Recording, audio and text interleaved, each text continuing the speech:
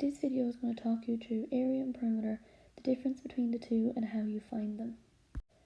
First, when we're dealing with applied measure, we need to remember that we're going to be converting between units.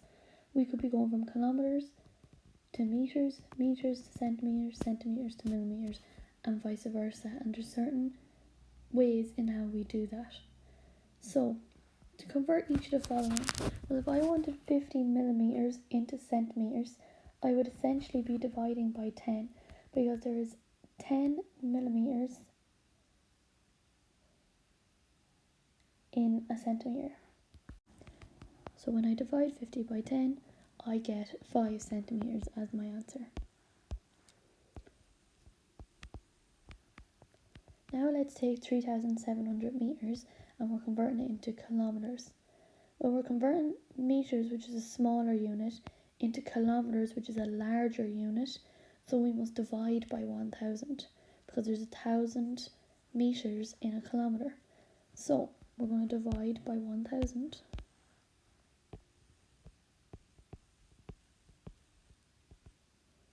And that will leave us with 3.7 kilometres.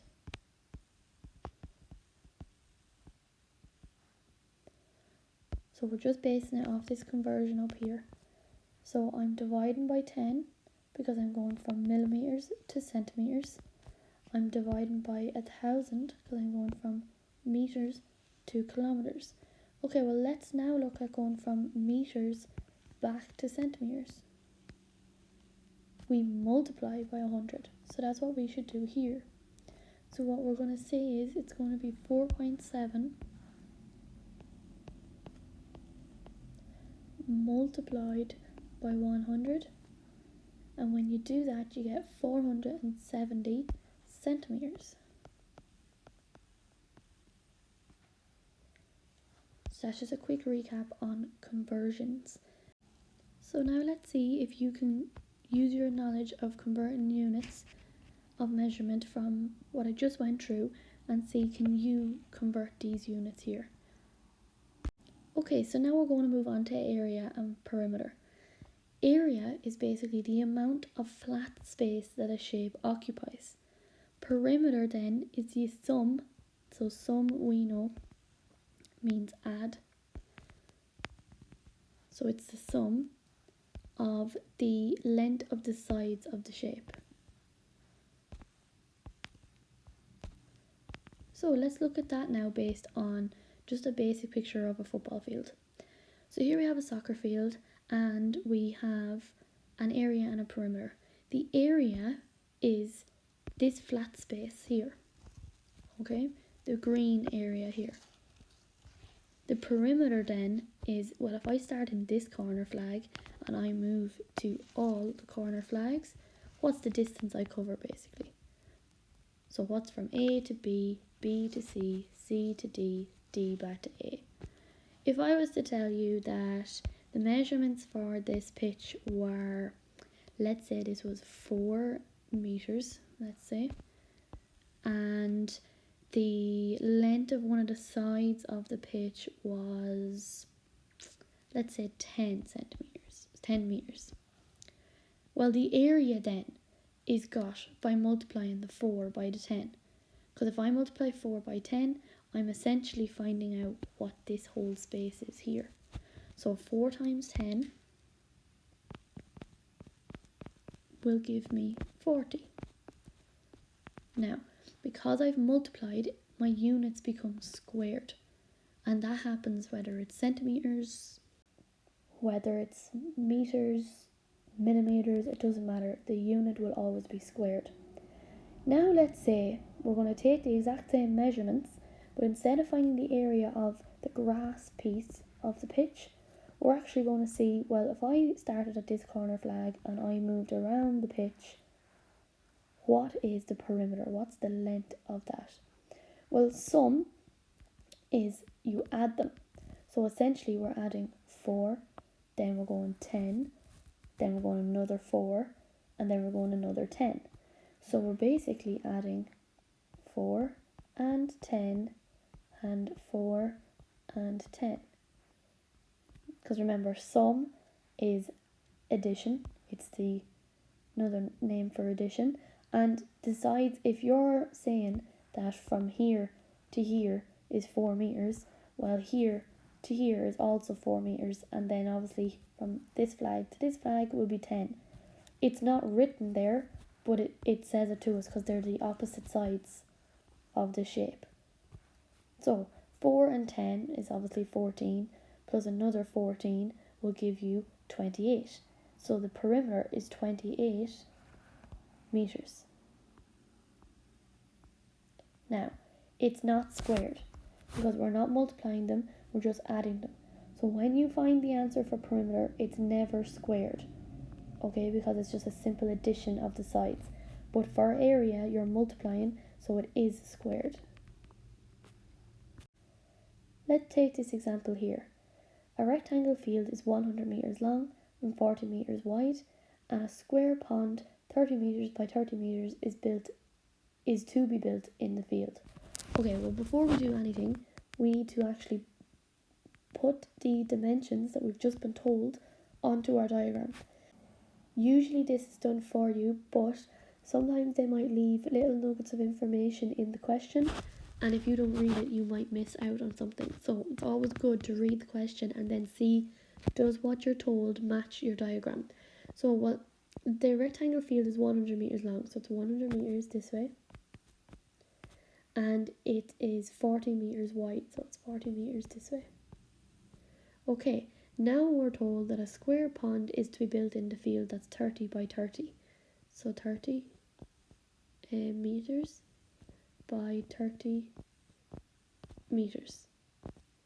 Okay, so now I have my dimensions labelled. In part A, then, we're asked to calculate the perimeter of the field. Okay, well, we know perimeter is to add up all the sides. Well, if it's 40 meters from here to here, it's going to be another 100 meters to here, 40 again, and another 100. So you're just simply adding 40 plus 100 plus 40 plus 100. Well, 100 and 100 is 200, and 40 and 40 is 80, so it's 280 meters. Now, again, it's not squared because we've simply just added up all the sides. Okay, part B then says to us, find the area of the field. So the field is the green part. Well, it's 40 by 100. 40 meters times 100 meters, which will give you 4,000 meters squared. And again, our units are squared because we have multiplied two numbers to get the area.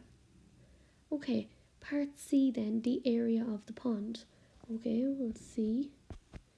Area of the pond would be 30 meters times 30 meters, which will give you 900 meters squared. Again, area, the units are always squared.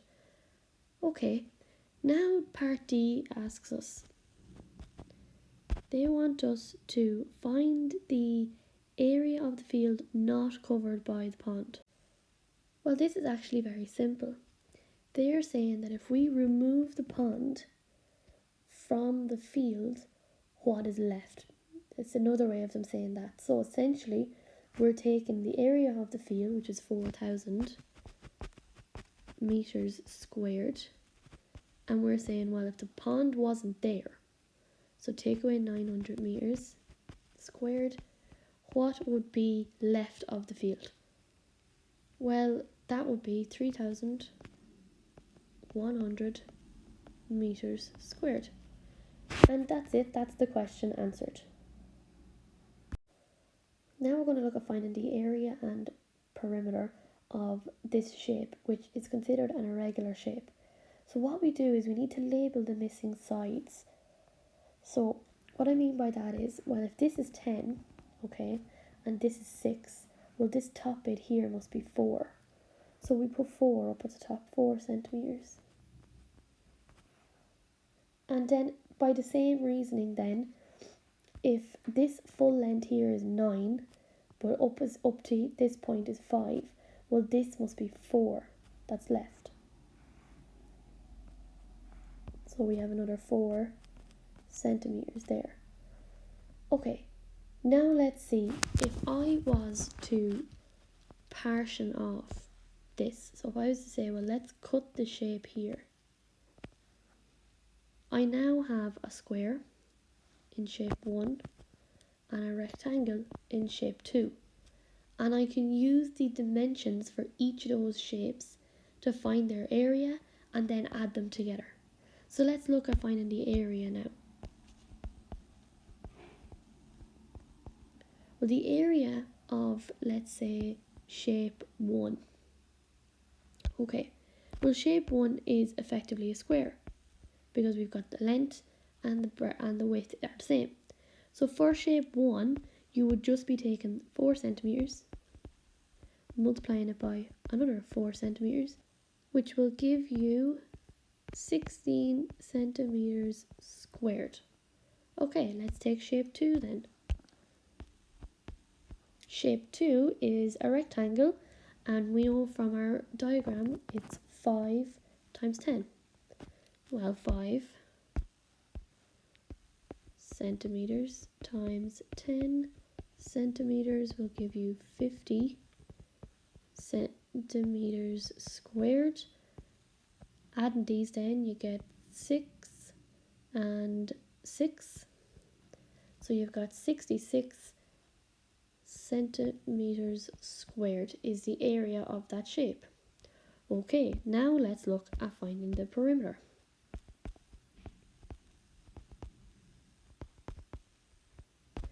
Okay, remember that perimeter is the sum of all sides. So we are just going to start in one corner and effectively walk the length of the shape. So what we're going to say is we're going to start over here. We're going to go 10, 5, plus 6, plus 4, plus 4, plus 9. So let's write all that down. We have 10, and then we go to 5, then we go across 6, we go up 4, we go across another 4, and we go down 9.